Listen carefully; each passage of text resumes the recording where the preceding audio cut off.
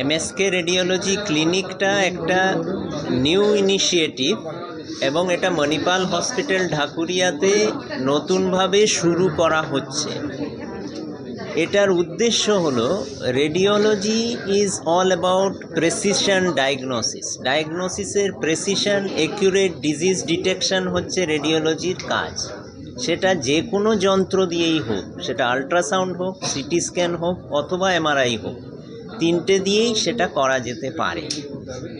এবার এটার সাথে একটা নতুন ডাইমেনশন অ্যাড হচ্ছে, যেটা সারা পৃথিবীতেই এখন minimally invasive musculoskeletal image guided procedure বলে পরিচিত।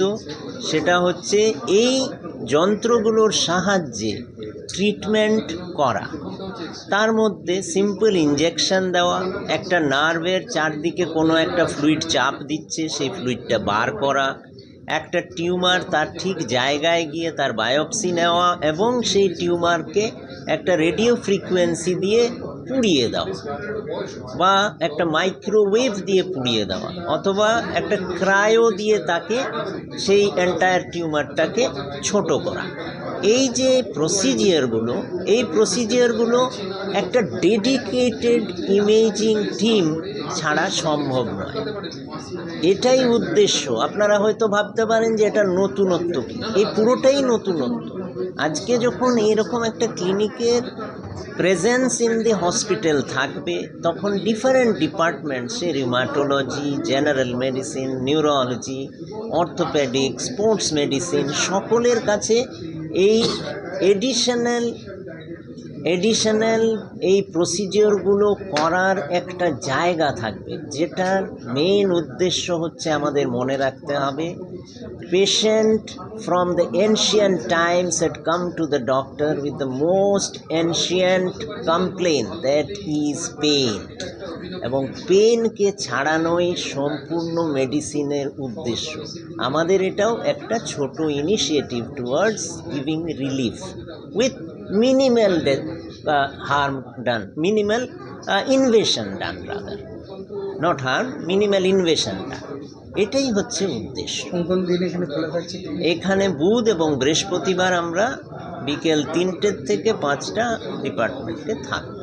স্যার, আপনি বলছিলেন যে যারা কি ফিজিওথেরাপিস্ট করে তাদের থেকে এটা কতটা বেটার? এটা দেখুন, ডিফারেন্স হচ্ছে এই জিনিসগুলো, প্রসিজিয়ারগুলো করবে qualified radiologists who have done musculoskeletal imaging for quite a substantial amount of time. তারা এই ব্যাপারে অভিজ্ঞ এবং তাদের এক্সপার্টাইজ আর মাস্কুলোস্কেলেটাল ইমেজিং, এবং তাদের এই অভিজ্ঞতা অফ ডায়াগনোজিং ডিজিজটা আছে ইন অল দিস প্রসিজিয়ার্স। যে আল্ট্রাসাউন্ডই হাই রেজলিউশন বলুন আর এমআরআই বলুন, সেটা আছে বলেই আজকে তারা নিডল গাইড করতে পারছে। আমি যদি ডিজিজটাকে যত ভালো দেখতে পাবো, তত ভালো আমি আইডেন্টিফাই করতে পারবো, তখনই আমি তার চিকিৎসাটাতে হেল্প করতে পারবো। এই যে বলছিল যে তাদের পক্ষে এটা সম্ভব না, যেটা আপনাদের দুটো ডিফারেন্স হয়ে যাচ্ছে। হ্যাঁ, নার্ভের মধ্যে যে ইনজেকশন, হ্যাঁ, সেটা ডিফারেন্স হয়ে যাচ্ছে। একজন রেডিওলজিস্ট এই জিনিসটাই দেখে তার ডায়াগনোসিস করে, সেটা কোথায় থাকে সেটা দেখে, এবং আজকে সেটারই ইনভেশন করা বা তাকে একটা নিডল দিয়ে তার চারদিকে একটা ওষুধ দেওয়া, সেটা তখনই সম্ভব যখন সে এই জিনিসটাকে প্রপারলি দেখতে পাচ্ছে এবং আইডেন্টিফাই করতে পারছে।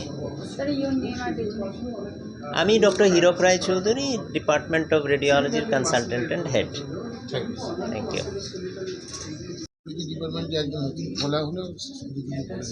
হ্যাঁ, মণিপাল হাসপাতাল ঢাকুরিয়াতে রেডিওলজি ডিপার্টমেন্ট বহু বছর ধরেই ফাংশনিং, এবং এখানে কিন্তু অলরেডি সব ধরনের রেডিওলজিক্যাল ইমেজিং হয়, সেটা এক্স রে, আলট্রাসাউন্ড থেকে শুরু করে সিটি স্ক্যান, এমআরআই সব কিছুই হয়, এবং তাই দিয়ে রেডিওলজিক্যাল গাইডেড বেশ কিছু প্রসিডিওরও হয় অলরেডি বিভিন্ন জায়গায়। ধরুন, রেডিওলজিক্যালি গাইডেড বায়োপসি, প্লুরাল অ্যাসপিরেশন থেকে শুরু করে বিভিন্ন জায়গায় রেডিওলজিক্যাল ইনজেকশন সব কিছুই হয়।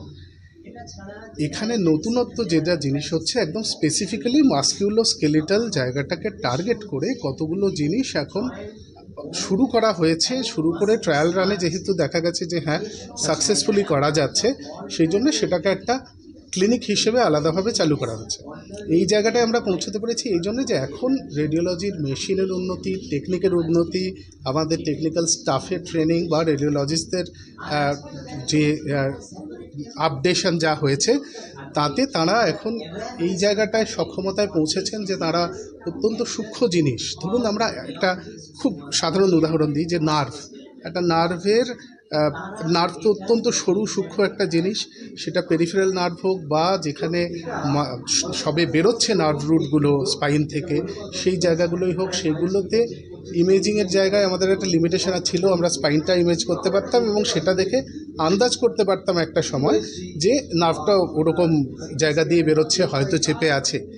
কিন্তু এখন আমরা ডিরেক্টলি নার্ভগুলোকে ইমেজ করতে পারি এবং কোথায় সেটা চেপে আছে, কোথায় সেটা ফুলে গেছে কিনা, তার ইনফ্ল্যামেশন হয়ে আছে কিনা, নার্ভের নিজস্ব রোগ আছে কিনা, বা হাতের এখানে আসার আগে একটা কার্পাল টানেল সিনড্রোম, সেখানে কোন জায়গাটায় চেপে আছে, চাপার ফলে কতটা তার গলা টিপে ধরেছে জায়গাটা, এই সমস্ত জিনিসগুলো আমরা নিখুঁতভাবে বলতে পারি। আগে আমরা একটা নার্ভ কন্ডাকশন ভেলোসিটি টেস্ট করে সেইগুলো দিয়ে নার্ভের ফাংশনাল জায়গাটা দেখে এটা বুঝতাম, কিন্তু এখন স্ট্রাকচারাল জায়গাটাও বুঝতে পারবো। এটা একটা উদাহরণ। এরকমভাবে নার্ভের, মাসলের, জয়েন্টের সব কিছুই অনেক কিছু করা যাচ্ছে এখন, যেগুলো আগে করা যেত না, এবং সেগুলোর ভিত্তিতে সেগুলোকে কাজে লাগিয়ে বেশ কিছু ইন্টারভেনশন এখন সম্ভব। মানে ইন্টারভেনশনের ধরুন কার্পাল টানেল সিনড্রোমের জন্য একেবারে প্রিসিশন গাইডেড লোকাল ইনজেকশন দেওয়া, তার অপারেশন করার আগে সেই ইনজেকশন দিয়ে দেখা যেতে পারে তাতেই তার কমে গেল কিনা, তাহলে হয়তো তার অপারেশনটা লাগলো না বা অনেক পরে লাগলো। বা কারো ধরুন হাঁটু একটা রিপ্লেস করতে হবে, তার এমন ব্যথা, সেই হাঁটুতে অথচ তার রিপ্লেস করার মতো শারীরিক ফিটনেস নেই, সেইখানে একদম আল্ট্রাসাউন্ড গাইডের নির্দিষ্ট জায়গায় ইনজেকশন দিয়ে ব্যথা অনেক দিনের মতো কর্মেই রাখা যায়।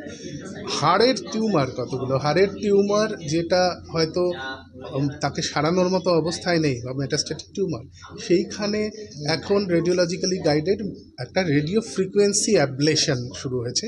সেই রেডিও ফ্রিকোয়েন্সি অ্যাবলেশনে পুরো টিউমারটাকে নষ্ট করে দেওয়া যাবে বড় অপারেশন ছাড়াই, এবং বড় অপারেশন হয়তো করাও সম্ভব না।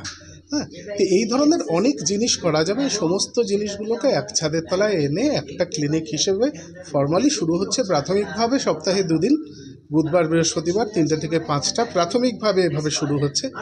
তারপরে বহু মানুষ যখন এটার সুবিধে নিতে চাইবেন, অবশ্যই সেই সময় বাড়ানো হবে।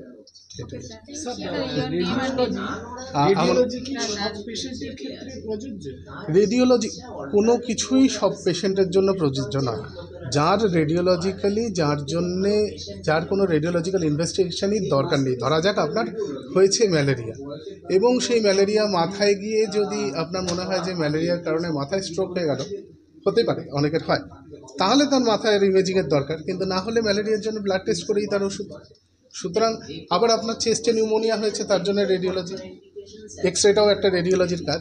সুতরাং রেডিওলজি সব পেশেন্টের জন্য প্রযোজ্য নয়, যার দরকার শুধুমাত্র তার জন্যই প্রযোজ্য। কিন্তু এখন যেটা দেখা যাচ্ছে, আগে অনেক কাজ আমরা হয় একটু গোদাভাবে করতাম, অনেক নিখুঁতভাবে দেখতে না পেয়ে করতাম। যেমন ধরুন রেডিওথেরাপিও যদি ধরা যায়, আগে তো অনেকটা জায়গা জুড়ে দেওয়া হতো, এখন আমাদের যে মেশিনে দেওয়া হয় একদম প্রিসাইজ, যে জায়গাটুকুতে টিউমার সেই জায়গাটুকুতে।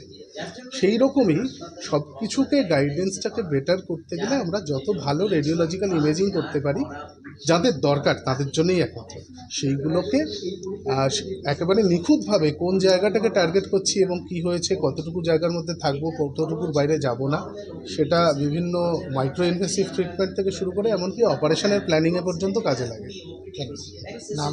আমার নাম কৌশিক দত্ত, আমি নিউরোলজি ডিপার্টমেন্টের।